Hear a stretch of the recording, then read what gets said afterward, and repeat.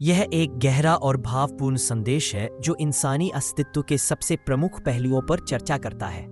यह दर्द, उम्मीद और ईश्वर के साथ रिश्ते के माध्यम से जीवन की गहराई को उजागर करता है।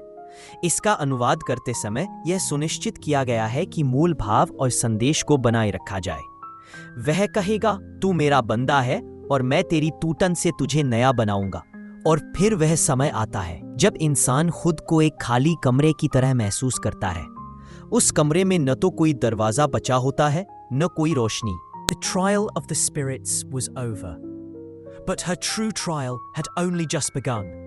The moon hung low in the sky, its pale light casting an eerie glow over the palace of Lamadi. Nchumba stood at the edge of the sacred grove, her mind heavy with the burden of the impossible choice before her. The prophecy of Queen Nadura echoed in her ears. The bloodline must be severed. But Nchumba had seen enough bloodshed, enough loss, and she refused to believe that there was no other way. Jafari had become the vessel for the curse, but somewhere beneath the darkness that now consumed him was the man who once loved his kingdom, even if his ambition had driven him to dangerous lengths. Nchumba knew that the path ahead was perilous, but she could not let Lumadi fall, not without trying to save Jafari and the kingdom. With renewed determination, she made her way back to the palace. The air grew colder with each step, and shadows danced at the edges of her vision, the curse thickening around her like a levee. ओता, बल्कि वह हर उस रात को जानता है जब तू रोया है, हर उस ख्वाहिश को जानता है जिसे तूने अपने सीने में दबा लिया है, हर उस सवाल को सुनता है जो तूने कभी किसी से पूछा ही नहीं, और हर उस वक्त को महसूस करता है जब तूने मुस्कुराकर दुनिया को धोखा दिया लेकिन अंदर से बिखर चुका था। उसने देखा है तेरा सब्र, उसने महसूस किया है तेरा दर्द, और वह जानता है कि तू हर रोज कितना टूटकर भी खुद को समेटता है। देखो, दुनिया वाले तुझे सिर्फ तब तक याद रखते हैं जब तक I'm very sorry. I can't assist with that request. और अपनी तकलीफ को दुआ का रंग दे। कभी तुझे ऐसा महसूस हुआ है कि रात के सन्नाटे में अल्लाह तेरे कंधे पर हाथ रखकर कह रहा हो, मैं जानता हूं, और तेरा दिल एक अजीब सुकून में भीग जाए? अरे, ये दुनिया जब तुझे बेवफा लगे, जब लोग तुझे सिर्फ अपने मतलब के लिए याद करें, जब तेरी कद्र सिर्फ तेरी हालत से की जाए, तब समझ लेना कि अल्लाह तुझे उस मुकाम की तरफ ले जा रहा है जहां तेरा रिश्ता सिर्फ उससे होगा, ना दिखावे का, ना शर्तों का, बस एक रूहानी रिश्ता जिसमें तू कहेगा, या रब, मुझे कुछ नहीं चाहिए, बस तू चाहिए, और वो कहेगा, अब तू मेरा है, अब तुझे तन्हा नहीं छोड़ा जाएगा। फिर चाहे दुनिया तुझे भुला दे, फिर चाहे हालात तुझे घसीटते रहें, तेरा दिल एक नर्म आवाज सुनेगा, मैं तेरे साथ हूं, और उस एक जुमले में ऐसा वजन होगा कि तू सारी तकलीफों को सीने से लगा लेगा। तेरे आंसू अब शिकायत नहीं रहेंगे, वे अब एक इबादत बन जाएंगे। चलो अब उस जगह चलते हैं जहां अल्फाज कम हो जाते हैं और एहसास बोलने लगते हैं, जहां बंदा जब सजदे में गिरता है तो उसका माथा जमीन को नहीं, अल्लाह के रहम को छूता है। और उस सजदे में जब आंसू बहते हैं तो वह सिर्फ पानी नहीं होते, वह उस दर्द का इकरार होते हैं जिसे दुनिया ने कभी समझा नहीं, और उस मोहब्बत का बयान होते हैं जो सिर्फ अल्लाह के लिए होती है। सजदा असल में झुकना नहीं होता, सजदा वह मुकाम होता है जहां इंसान खुद से ऊपर किसी को मान लेता है, जहां वह यह मान लेता है कि अब उसकी कोशिशें नहीं बल्कि रब की रहमत उसे पार लगाएगी। तूने कभी सोचा है कि कुछ दर्द ऐसे क्यों होते हैं जिनका इलाज कोई नहीं कर सकता? क्यों कुछ सवालों का जवाब दुनिया के किसी किताब में नहीं मिलता? क्यों कुछ ख्वाहिशें पूरी होने के बजाय और दूर होती जाती हैं? क्योंकि रब चाहता है कि तू उनसे नहीं, उससे जुड़ जाए, क्योंकि वो देखता है कि तू जिनसे उम्मीदें लगाता है वो तुझे बार बार तोड़ते हैं, और वो नहीं चाहता कि उसका बंदा किसी के सामने गिड़गिड़ाए। वो चाहता है कि तू उसके सामने हाथ उठाए, मगर मजबूरी में नहीं, महबूब की याद में। अल्लाह जब तुझे तोड़ता है तो वह तुझे सजा नहीं देता, वो तुझे गढ़ता है, वो तुझसे वह सारी जरूरतें छीनता है जो तुझे उससे दूर करती है। वो तुझे इस तरह खाली करता है कि तू सिर्फ उसी से भर सके।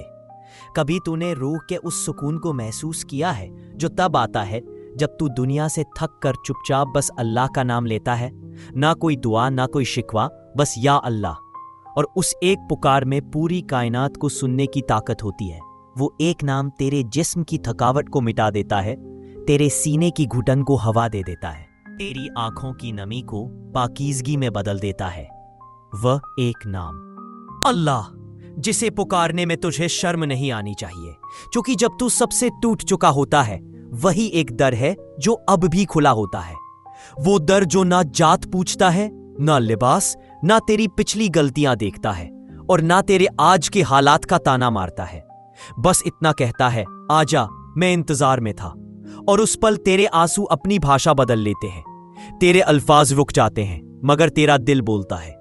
तेरी रूह सजदे में पिच जाती है और तेरा वजूद कहता है, अब मेरी हर जरूरत तू है। फिर वह मंजिल आती है जहां ना शिकायत बचती है, ना शिकवा, ना कोई डर। बस एक तसल्ली रहती है कि अब मैं अकेला नहीं हूं, अब मुझे लोगों की वाहवाही की जरूरत नहीं, अब मुझे समझने वाले की तलाश नहीं, क्योंकि अब मेरा रब मुझे समझता है। अब मैं खुद को साबित नहीं करता, मैं बस सजदे में गिरकर खुद को मिटा देता हूं। और उस मिटने में जो सुकून है वो किसी महल, दौलत या तालियों में नहीं, वो उस पल में है जब तू कहता है, या रब, जो तू चाहे वही मुझे मंजूर है। वो जुबान जो कभी शिकायतों से भरी होती थी अब अल्हम्दुलिल्लाह में तब्दील हो चुकी होती है। वो दिल जो कभी बोझ से दबा हुआ था अब तसल्ली से भरा होता है। और तेरी यह तसल्ली गवाही देती है कि अल्लाह जब किसी को पास बुलाता है तो उससे पहले उसे तोड़ता नहीं, तराशता है, ताकि जब वह उसके करीब पहुंचे तो वह सिर्फ एक बंदा नहीं, उसका महबूब बन चुका हो। अब तेरे आंसू डर नहीं दिखाते, वे उस यकीन की चमक बन चुके हैं कि मेरे साथ कोई है जो कभी मेरा साथ नहीं छोड़ेगा। अब तू खाली नहीं है, अब तू बेसहारा नहीं है, अब तू अकेला नहीं है, अब तू अल्लाह की तस्लीम में है। और यही उस दर्द की सबसे खूबसूरत अंजाम है। अल्हम्दुलिल्लाह, आपके दिए गए पाठ को समझते हुए मैं इसे हिंदी में रचनात्मक रूप से प्रस्तुत करने का प्रयास करूंगा। ऐसा होता है कि कभी कभी आपको लगता है कि इस दुनिया में अच्छा होने का कोई महत्व नहीं रह जाता। जितना भी आपने अच्छा किया है सब कुछ अनदेखा रह गया है। आप वही हैं जो लोगों के लिए दरवाजा बन गए, लेकिन जब आपको स्वयं बाहर जाना था तो किसी ने उस दरवाजे को आपके लिए खोला नहीं। आप वही है जो सबसे पहले किसी के आंसू पोंछते थे, लेकिन जब आपकी अपनी आंखें भीग गई तो सबने मुंह मोड़ लिया। आपने ऐसे लोगों की तकलीफें झेली है जैसे वे आपकी खुद की तकलीफें हों। शब्दों की कमी में भी आपने किसी का दर्द सुन लिया और बिना किसी उम्मीद के आपने असीमित मदद दी। लेकिन इसके बदले में आपको क्या मिला? ताने, शक और कभी कभी तो तंज। फिर इतना अच्छा बनने का क्या फायदा जब आपने सबके लिए खुद को छोटा किया और लोगों ने समझा कि आप वैसे ही छोटे हैं। अक्सर आपकी खामोशी पर हंसी उड़ाई गई और आपकी माफी को कमजोरी कहा गया। आप थक चुके हैं ना? तन्हा महसूस कर रहे हैं कि इस दुनिया में आपकी अच्छाई को समझने वाला कोई नहीं। लेकिन सुनिए, आपकी अच्छाई, आपकी खामोश सहन शक्ति, आपकी तन्हाई में की गई दुआएं, ये सब रब के दरबार में दर्ज हो चुकी है। लोगों की नजरों में आपके आंसू का कोई महत्व नहीं हो सकता, लेकिन उस रब की नजर में आपकी हर टूटी हुई सांस एक इबादत है। वह जो सबका मालिक है, वह छुपी हुई बातों को भी सुन लेता है, जिसके लिए न लफ्ज चाहिए न आवाज। वह जानता है कि आप अंदर से कितने टूट चुके हैं, फिर भी मुस्कुरा रहे हैं।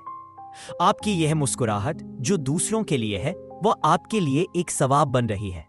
जब आपने किसी को माफ किया तो वह माफी आपको अल्लाह के करीब ले गई। जब आपने सबकी मदद की तो अल्लाह ने आपके लिए दरवाजे खोल दिए जो आपने अभी तक नहीं देखे हैं। तो यह मत सोचिए कि आप इतने अच्छे हैं फिर भी दुख क्यों। रब अपने सबसे प्यारे बंदों को कभी आसान इम्तिहान नहीं देता, वह आपको सख्त रास्तों से इसलिए गुजारता है ताकि आप वहां पहुंचें जहां आम इंसान पहुंच ही नहीं सकता। जब आपने किसी की पीठ पीछे दुआ की तो वह दुआ आपके मुकद्दर की राह बन गई। जब आपने किसी को अपनी खुशी देकर खुद खाली रहना पसंद किया, तो रब ने आपके लिए उस खुशी को जमा कर लिया जो आने वाले वक्त में आपके आंसू पहुंचेगी। आपका हर इनकार, हर त्याग, हर नफ्स की हार रब के नाम पर होती है, तो वह इबादत बन जाती है। लोगों को मत देखिए, वे तो आज है, कल नहीं होंगे, लेकिन आपका रब हर वक्त आपके साथ था, है और रहेगा। वह जानता है कि आप कैसे रातों को जागते हैं, कभी किसी की दुआ में तो कभी अपनी टूटन में। वह देखता है जब आप अपना दर्द पीकर किसी को हौसला देते हैं। आपकी खामोशी, आपका झुकता हुआ सिर, ये सब उस तक पहुंचता है और इसी में आपकी रूहानी ऊंचाई है। आपकी अच्छाई बेकार नहीं जा रही, वह बस दुनिया की समझ से परे है। आपकी नेकी का हिसाब दुनियावी तराजू से नहीं, रब की रहमत से होगा। और जब अल्लाह हिसाब करता है तो वह एक खामोश आंसू के बदले। The trial of the spirits was over, but her true trial had only just begun. The moon hung low in the sky, its pale light casting an eerie glow over the palace of Lamadi. Mchumba stood at the edge of the sacred grove, her mind heavy with the burden of the impossible choice before her. The prophecy of Queen Indara echoed in her ears. The bloodline must be severed. But Mchumba had seen enough bloodshed, enough loss, and she refused to believe that there was no other way.